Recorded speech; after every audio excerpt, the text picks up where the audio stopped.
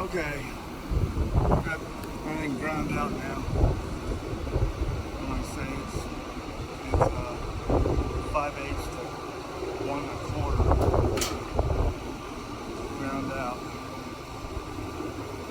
And I'll hose that down to wash all the debris out. A little water behind the wall is not going to hurt anything because you have weep holes and the amount of water is going to be minimal.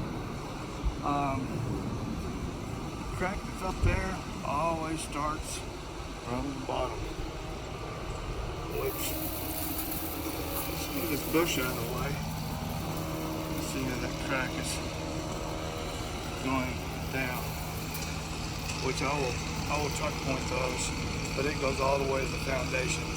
You have a crack like this, it starts at the foundation, but it's coming up right where this pole is. And the reason it's doing that is because of expansion. This wall will heat up and expand. It has no control joint or expansion joint, some people call them. It's actually called a control joint where it goes all the way through the wall. That would help if we can put one right next to the electric box, electric meter. Anyway, not happening. They just wanted that upper part fixed, but I'm going to go ahead and get that lower part as best I can because there's a pole in my way, not to mention a big old hairy fern bush, whatever this thing's called.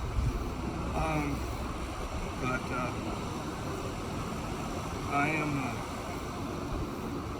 a DeWalt user, battery, any chance I get.